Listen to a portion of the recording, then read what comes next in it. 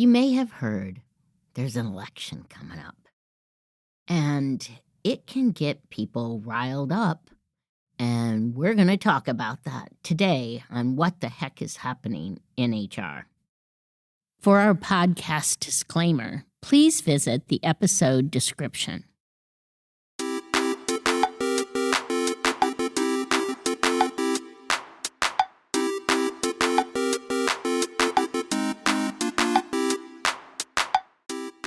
Thanks for coming back to What the Heck is Happening in HR. Election time can be tricky. We've had some real political, polarizing things happening in this country. And yes, this is going to be very USA focused because we have a summer where people are going to be able to participate in the election process. You're going to have new voters. You're going to have people who are watching court cases. And so I want to come at this from a little different perspective, in two actual perspectives or two actual kind of sections. One is, am I required to give time off for someone to vote?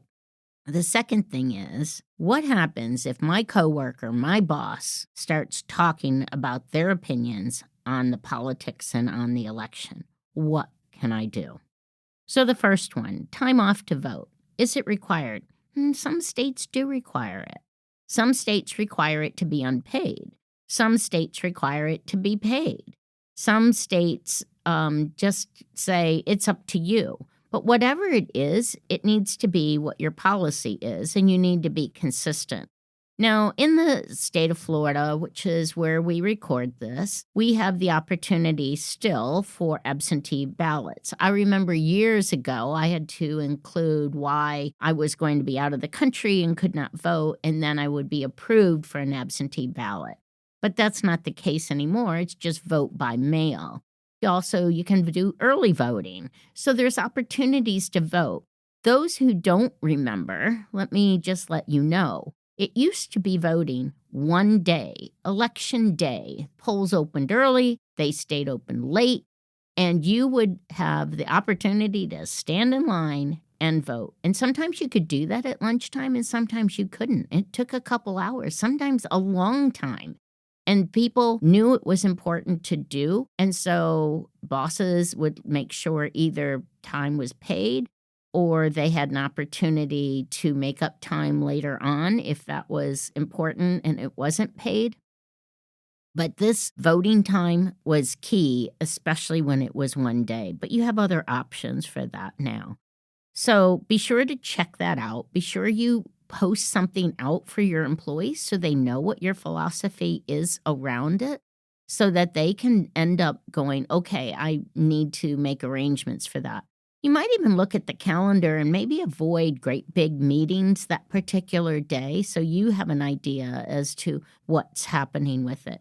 I remember when I was a kid in my folks' business at a bowling center, and we had a bar as part of the bowling center. And I remember that we were not allowed to sell any liquor. I don't know if we had liquor, but at least no beer or wine, anything alcohol. We could not sell until after the polls closed at 9 p.m. And I remember my dad teaching me through that conversation because it let me know the why behind it. Maybe that's what got my curiosity going with it. So be sure to encourage people to vote. Be sure that they understand how to do that.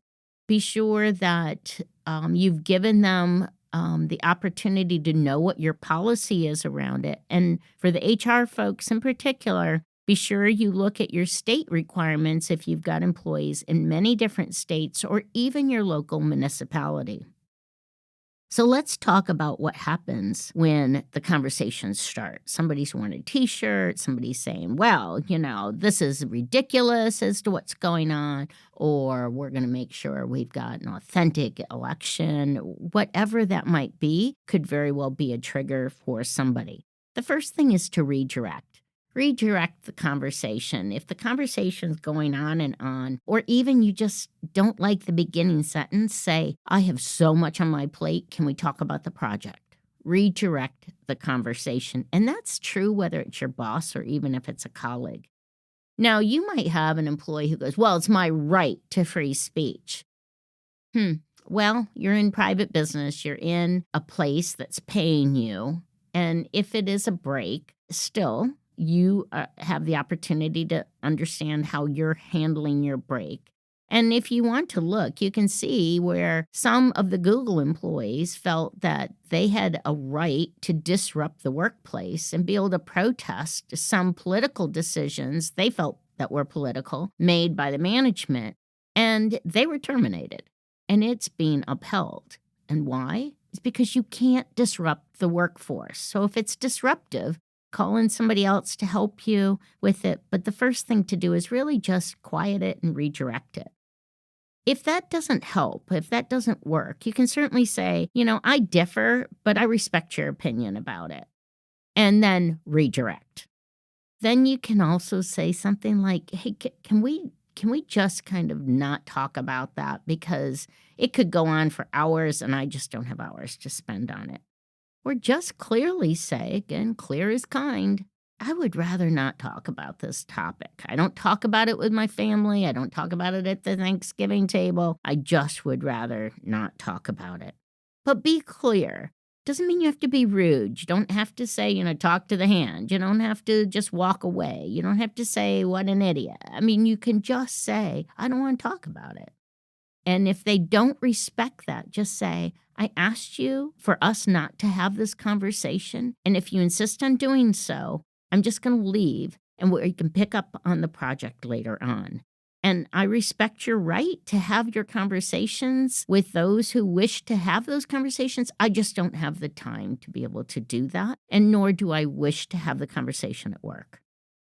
So we know the conversations that happen at work can get heated. And so all we're really trying to do is to diffuse it and be able to kind of dilute it into work-related projects. And we know that one of your work-related projects is to get better. And you can get better by listening to What the Heck is Happening in HR. That happens every single Monday with a new episode. Thanks for listening.